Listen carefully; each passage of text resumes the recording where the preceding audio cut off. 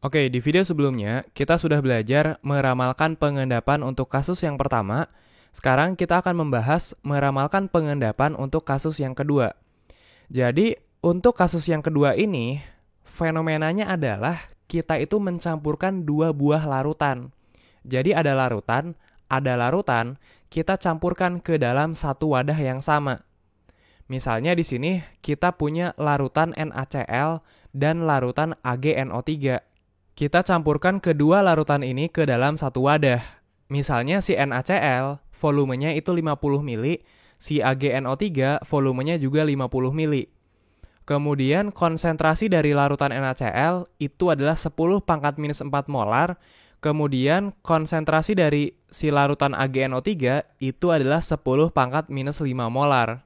Oke, sekarang pertanyaannya, apa yang akan terjadi ketika kita mencampurkan dua buah larutan? Tentu saja, mereka berdua itu akan mengalami reaksi. Jadi si NaCl dan AgNO3, mereka berdua itu akan mengalami reaksi. Nah, di sini nama reaksinya itu disebut dengan reaksi pertukaran ganda.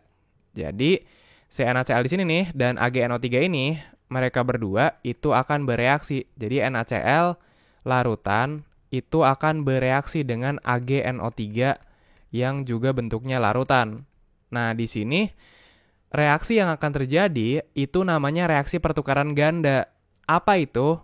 Definisinya adalah reaksi di mana kation alias ion positif dan anion alias ion negatif dari si reaktan-reaktan ini itu akan saling bertukar pasangan.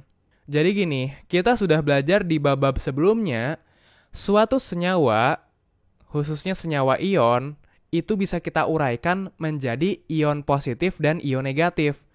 Termasuk di sini, si NaCl, ini tuh bisa kita pisah, si Na dan si Cl ini bisa kita uraikan. Jadi, NaCl itu bisa kita uraikan menjadi Na dan Cl. Nah, kita tahu Na alias natrium itu muatannya positif 1. Sementara Cl alias klorin itu muatannya negatif 1. Jadi di sini Na plus dan Cl minus. Artinya si larutan NaCl ini dia itu bisa kita uraikan menjadi ion Na plus dan ion Cl minus. Na plus ini adalah ion positif alias kation, sementara Cl minus ini adalah ion negatif alias anion. Nah, begitupun dengan AgNO3, ini juga sama. Ini kan ada Ag, ada NO3. Ini bisa kita uraikan. Jadi ini ada Ag, ini ada NO3. Tapi ingat, mereka itu harus bermuatan. Muatannya apa? Kalau lupa muatannya, kita lihat di sini. Ag itu muatannya positif 1, sementara NO3 itu muatannya negatif 1. Jadi ini juga sama ya. Ag itu muatannya positif 1 dan NO3 muatannya negatif 1. Jadi, larutan AgNO3 bisa kita uraikan menjadi ion Ag+, yang merupakan kation, dan ion NO3- yang merupakan anion. Oke, sekarang ketika mereka berdua mengalami reaksi, maka yang akan terjadi adalah si kation dan anion dari reaktan-reaktan ini itu akan saling bertukar pasangan. Jadi kan di sini Na+, dia berpasangan dengan Cl-, sementara Ag+, dia berpasangan dengan NO3-. Nah, ketika kita campurkan, yang akan terjadi, mereka itu akan bertukar pasangan. Jadi Na+, misalnya, yang awalnya berpasangan dengan Cl-, dia itu akan bertukar pasangan, sehingga dia itu akan berpasangan dengan NO3-. Ingat ya, yang ion positif itu harus berpasangan dengan ion yang negatif. Jadi nggak bisa kalau yang positif misalnya berpasangan lagi dengan yang positif. Nggak boleh. Yang positif itu harus berpasangan dengan yang negatif. Jadi, Na+ itu akan berpasangan dengan NO3-. Mereka berdua itu akan bergabung membentuk suatu senyawa yang namanya itu NaNO3. Sementara itu, Cl- di sini, sekarang dia itu akan berpasangan dengan Ag+. Jadi, Cl- akan berpasangan dengan Ag+, mereka bergabung membentuk suatu senyawa yang namanya AgCl. Ya, jadi di sini produk yang akan terbentuk dari hasil reaksi kedua senyawa ini itu adalah senyawa NaNO3 dan AgCl. Jadi di sini kita itu akan punya senyawa NaNO3 dan AgCl. Oke, sekarang gini. Di sini di video ini Tujuan kita kan, kita itu ingin meramalkan pengendapan. Kita itu ingin memprediksi apakah ketika larutan NaCl dan AgNO3 kita campurkan, apakah akan terbentuk endapan atau tidak. Apakah di sini akan terbentuk padatan-padatan atau tidak. Nah, tapi sebelum kita menjawab apakah akan terbentuk endapan atau tidak, kita analisis dulu. Jika memang di sini akan terbentuk endapan, senyawa mana yang akan mengendap? Senyawa mana yang bisa membentuk endapan? Apakah NaNO3, apakah AgCl?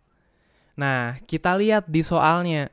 Biasanya, soal-soal seperti ini, biasanya di soal itu diketahui nilai KSP dari salah satu produk di sini. Untuk soal ini, yang diketahui itu adalah nilai KSP dari AgCl. Diketahui nilainya itu 1,8 kali 10 pangkat minus 10. Jadi si KSP AgCl nih yang diketahui. Artinya, jika memang di sini terbentuk endapan, maka endapan yang terbentuk itu pasti endapan AgCl. Jadi tidak mungkin si NaNO3 yang akan membentuk endapan. Kalaupun memang ada endapan, pasti endapan yang terbentuk itu adalah endapan AgCl. Karena di sini yang diketahui itu adalah KSP dari AgCl. Nah, ini sebenarnya ada penjelasannya. Kenapa endapan yang terbentuk itu endapan si AgCl, bukan NaNO3. Ini sebenarnya ada penjelasannya, ada konsepnya. Nah, tapi itu tidak akan kita bahas di video kali ini. Intinya, kalaupun di sini akan terbentuk endapan, pasti endapan yang terbentuk itu adalah endapan AgCl. Nah, berarti sekarang pertanyaannya, ada atau enggak? Terbentuk atau enggak si endapan ini? Nah, itu pertanyaan yang akan kita jawab sekarang. Gimana cara kita menentukan apakah di sini itu terbentuk endapan AgCl atau tidak? Jadi, caranya kita lihat di sini, untuk meramalkan apakah terbentuk endapan atau tidak, kita bandingkan nilai Qc dan nilai KSP dari senyawa tersebut. Jadi, kita bandingkan nilai Qc dari AgCl dan nilai KSP dari AgCl. Ini AgCl padatan, ini juga AgCl padatan. Jadi kita bandingkan apakah nilai Qc-nya itu lebih besar dari KSP atau sama dengan KSP atau lebih kecil daripada KSP-nya. Kita bandingkan nilainya. Nah, di sini itu akan menentukan apakah terbentuk endapan atau tidak. Jika nilai Qc-nya kurang dari atau sama dengan KSP, maka di sana itu tidak akan terbentuk endapan. Sebaliknya, jika nilai Qc-nya itu lebih besar dari KSP, maka di sana itu akan terbentuk endapan. Di sini nilai KSP itu kan sudah diketahui. Nilainya itu 1,8 kali 10 pangkat minus 10. Jadi, KSP-nya udah tahu nih, 1,8 kali 10 pangkat minus 10. Berarti tugas kita adalah menentukan berapa nilai Qc dari AgCl di kondisi ini. Berapa nih AgCl ini, berapa nilai Qc-nya di kondisi ini. Oke, pertanyaannya, apa itu Qc? Dan gimana cara kita menghitung Qc dari AgCl ini? Oke, kita review dulu, kita kilas balik dulu tentang konsep Qc. Yang mana sebenarnya konsep Qc ini itu sudah sempat kita bahas di bab kesetimbangan kimia. Oke, kita kilas balik di sini. Apa itu Qc dan bagaimana cara menghitungnya? Jadi Qc atau quotient reaksi itu adalah perbandingan hasil kali konsentrasi produk terhadap hasil kali konsentrasi reaktan, di mana masing-masing konsentrasi itu dipangkatkan dengan koefisien reaksinya. Jadi gini, misalnya kita punya suatu reaksi. Ada senyawa A yang bereaksi dengan senyawa B membentuk senyawa C dan senyawa D. Di sini koefisiennya si senyawa A koefisiennya A kecil, senyawa B koefisiennya B kecil, senyawa C koefisiennya C kecil, dan senyawa D koefisiennya D kecil. Nah, jika reaksinya seperti ini, berarti rumus Qc-nya itu adalah yang atas itu konsentrasi produk, yaitu produk C dan produk D, ini konsentrasi C dan ini konsentrasi D, kita bagi dengan konsentrasi reaktan. Reaktannya itu ada senyawa A, senyawa B. Ini konsentrasi senyawa A, ini konsentrasi senyawa B. Nah, masing-masing konsentrasi ini kita pangkatkan dengan koefisiennya masing-masing. Si konsentrasi senyawa C kita pangkatkan dengan koefisien reaksinya, yaitu C kecil. Begitupun yang lainnya. Yang D kita pangkatkan dengan D kecil karena ini koefisiennya D kecil. Begitupun yang A dan yang B. Kita pangkatkan dengan A kecil dan kita pangkatkan dengan B kecil. Nah, ini rumus dari Kice. Oke, tapi selain itu, kita juga harus ingat jika wujud dari senyawa-senyawa ini itu adalah padatan atau cairan, maka senyawa tersebut itu tidak perlu kita cantumkan dalam rumus Kice. Jadi misalnya yang A itu wujudnya larutan, fasanya itu larutan. Sementara yang B misalnya dia wujudnya itu padatan. Kemudian yang C di sini kita ngarang aja misalnya wujudnya itu gas. Sementara yang D itu wujudnya cairan. Nah, di rumus Kice yang wujudnya padatan atau cairan itu tidak perlu kita cantumkan, kita coret aja. Kita lihat di sini, si senyawa B itu wujudnya padatan. Si senyawa D wujudnya cairan. Katanya yang padatan dan cairan tidak perlu kita cantumkan. Jadi kita coret yang B dan yang D karena dia wujudnya padatan dan cairan, di sini kita coret. Sementara yang wujudnya larutan dan yang gas itu tidak kita coret, tidak kita abaikan. Nah, jadi reaksi ini sekarang rumus Kice-nya itu adalah konsentrasi senyawa C pangkat C kecil dibagi konsentrasi senyawa A pangkat A kecil. Nah, ini rumus Kice-nya seperti ini. Oke, jadi itu konsep Kice. Jadi misalnya nih, contoh yang kedua, kita punya reaksi seperti ini. Ada senyawa A wujudnya padatan, menghasilkan senyawa B wujudnya larutan, dan senyawa C yang wujudnya juga larutan. Ini koefisiennya A kecil, ini B kecil, ini C kecil. Berarti kan rumus Kice-nya itu konsentrasi produk, yaitu konsentrasi senyawa B dan senyawa C dibagi konsentrasi reaktan. Reaktannya itu senyawa A. Kita pangkatkan dengan koefisiennya masing-masing. Ini koefisiennya B kecil, ini C kecil, ini A kecil. Nah, tapi lihat di sini. Si senyawa A itu wujudnya padatan. Kalau padatan, tadi kita coret aja, kita anggap nggak ada. Nah, sehingga rumus Kice dari reaksi ini itu adalah konsentrasi senyawa B pangkat B kecil dikali konsentrasi senyawa C pangkat C kecil. Nah, oke. Jadi, ini adalah konsep dari Kice. Sekarang kita lihat di sini. Berarti, untuk menghitung Kice dari AgCl, kita tuliskan dulu reaksi ionisasi dari padatan AgCl. Jadi padatan AgCl itu kan dia bisa terionisasi. Ag dan Cl-nya bisa terpisah. Sehingga di sini terbentuk Ag plus dan Cl minus. Ini larutan, ini larutan. Oke, berarti jika reaksinya seperti ini kan reaksinya mirip kayak yang atas nih. Reaksinya serupa kan? Ada padatan yang terionisasi membentuk dua buah larutan. Ini juga sama. Ada padatan terionisasi membentuk dua buah larutan. Nah, berarti kalau yang ini, tadi kan rumus Kice-nya itu seperti ini. Berarti kalau reaksinya seperti ini, berarti nilai Kice dari AgCl padatan itu adalah konsentrasi dari Ag plus, ini pangkat 1 ya, karena ini koefisiennya 1, dikali dengan konsentrasi dari Cl minus. Ini lagi-lagi pangkat 1, karena di sini koefisiennya 1. Ya, jadi ini adalah rumus Kice dari reaksi ini. Ini adalah rumus Kice dari padatan AgCl. Oke, jadi dengan menggunakan rumus ini, kita bisa tahu berapa nilai Kice dari AgCl padatan. Kita kalikan konsentrasi ion Ag plus dengan konsentrasi ion Cl minus. Oke, jadi untuk mencari berapa nilai Kice di sini, kita harus tahu dulu berapa konsentrasi Ag plus dan berapa konsentrasi Cl minus di wadah ini nih. Nah, di wadah ini berapa nih? Berapa konsentrasi Ag plus dan berapa konsentrasi dari Cl minus di wadah ini. Oke, kita tahu konsentrasi itu kan jumlah mol dibagi volume. Berarti konsentrasi Ag plus di wadah ini itu adalah jumlah mol Ag plus di wadah ini dibagi dengan volume larutan yang ada di wadah ini. Begitupun dengan konsentrasi Cl minus di sini. Konsentrasi Cl minus di larutan ini itu adalah jumlah mol Cl minus di larutan ini dibagi dengan volume dari larutan ini. Nah, kalau volume larutan kan bisa kita cari nih. Larutan ini itu kan volumenya berarti larutan ini tambah larutan ini kan. Karena kan ini adalah campuran kedua larutan ini. Berarti 50 tambah 50 mili. Jadi ini 100 mili. Jadi volume dari larutan di sini itu adalah 100 mili. Nah, jadi V di sini itu angkanya itu sama dengan 100 mili.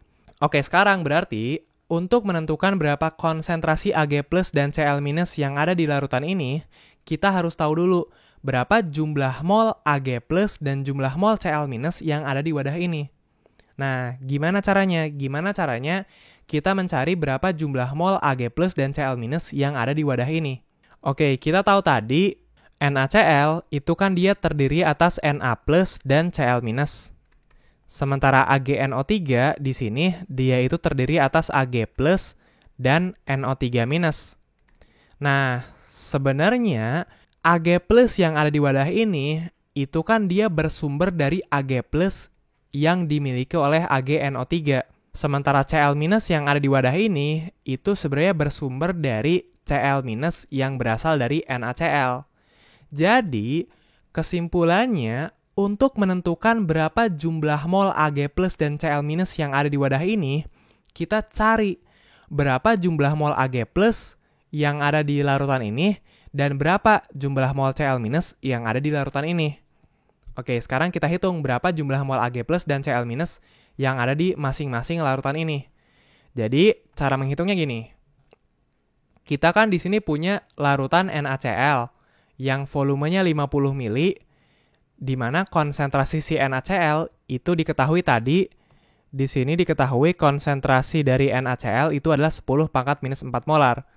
Jadi, konsentrasi dari senyawa NaCl di sini itu adalah 10⁻⁴ molar. Sementara AgNO3, dia konsentrasinya itu 10⁻⁵ molar. Sementara volumenya sama-sama 50 mili. Nah, sekarang ini kan NaCl itu diketahui konsentrasi dan volumenya. Kita tahu jumlah mol itu adalah konsentrasi dikali volume. Berarti bisa dong kita mencari berapa jumlah mol NaCl di wadah ini. Jumlah mol itu adalah konsentrasi dikali volume. Konsentrasinya itu 10⁻⁴ molar, volumenya itu 50 mili. 50 kali 10⁻⁴ itu adalah 5 dikali 10⁻⁻3. Nah, tapi lihat di sini nih. Ini kan satuannya molar, ini satuannya mililiter. Karena ini satuannya mililiter, maka di sini satuannya itu bukan mol, tapi milimol. Ya, jadi artinya di sini mol NaCl di wadah ini itu adalah sebesar 5 kali 10⁻⁻3 milimol. Padahal kita tahu si NaCl itu kan bisa terionisasi membentuk Na+ dan Cl-. Di sini katanya NaCl jumlah molnya itu 5 kali 10⁻⁻3. Tujuan kita tadi adalah mencari tahu berapa jumlah mol Cl- yang ada pada NaCl di sini. Kita pengen tahu jumlah mol dari Cl-. Nah, di sini karena di sini koefisiennya sama-sama 1, ini 1, ini 1. Kalau di sini 5 kali 10⁻⁻3, berarti di sini juga sama, yaitu 5 kali 10⁻⁻3 milimol. Ya, jadi di sini, di wadah ini, kita punya Cl- sebanyak 5 kali 10⁻⁻3 milimol. Nah, ini untuk Cl-. Jadi, si Cl- kita udah tahu nih jumlah molnya. Nanti kita masukkan ke sini. Tapi sebelum itu, kita cari dulu berapa jumlah mol Ag+ di sini. Caranya persis. Di sini kan diketahui konsentrasi dari larutan AgNO3 dan diketahui juga volume dari larutan AgNO3 di sini. Berarti kita bisa cari berapa jumlah mol dari AgNO3 di sini. Jumlah mol itu adalah konsentrasi dikali volume. Konsentrasinya 10⁻⁵ molar, volumenya itu 50 mili. Ini 50 mili. 50 kali 10⁻⁵ itu adalah 5 dikali 10⁻⁴. Nah, di sini satuannya molar, di sini satuannya mililiter. Karena ini satuannya mililiter, berarti di sini satuannya bukan mol, tapi milimol. Jadi kita punya AgNO3 sebanyak 5 kali 10⁻⁴ milimol. Padahal AgNO3 kita tahu dia itu bisa terionisasi membentuk Ag+ dan NO3-. AgNO3 jumlah molnya 5 kali 10⁻⁴. Karena ini koefisiennya sama-sama 1, berarti Ag+ jumlah molnya juga sama, 5 dikali 10⁻⁴ milimol. Nah, ini adalah jumlah mol dari Ag+. Ya, jadi dari perhitungan ini kita bisa tahu jumlah mol Cl- dan jumlah mol Ag+ di masing-masing wadah ini. Ya, sekarang karena kita sudah tahu jumlah mol ini dan mol ini, kita masukkan jumlah mol tadi ke rumus ini agar kita tahu berapa konsentrasi ion Ag+ dan konsentrasi ion Cl- yang ada di wadah ini. Kita hitung di sini, berarti konsentrasi Ag+ yang ada di wadah ini itu adalah jumlah mol dibagi volume. Jumlah mol Ag+ tadi adalah 5 kali 10 pangkat minus 4 milimol. Ini 5 dikali 10 pangkat minus 4 milimol. Sementara volume dari larutan ini itu adalah 100 mili. Ini 100 mililiter. Oke, di sini karena ini satuannya sudah sama-sama mili, yang atas itu milimol, yang bawah mililiter, jadi udah cocok nih satuannya, sama-sama mili. Berarti nanti di sini angkanya itu satuannya adalah molar. 5 kali 10 pangkat minus 4 bagi 100 itu adalah 5 dikali 10 pangkat minus 6. Jadi konsentrasi Ag+ yang ada di wadah yang kita punya di sini itu adalah 5 kali 10 pangkat minus 6 molar. Itu untuk Ag. Sekarang kita cari untuk si Cl-nya. Caranya sama, jumlah mol dibagi volume. Jumlah molnya yang tadi, Cl-, jumlah molnya itu 5 kali 10 pangkat minus 3. Jadi ini 5 dikali 10 pangkat minus 3 milimol. Volumenya sama, volume yang ini, yaitu 100 mililiter. Ini kita bagi dapat 5 dikali 10 pangkat minus 5. Ini milimol, ini mililiter, berarti ini satuannya molar. Ya, jadi ini adalah konsentrasi ion Ag+ dan konsentrasi ion Cl- yang ada di wadah ini. Ya udah, kalau udah tahu, kita masukkan ke rumus Qc tadi.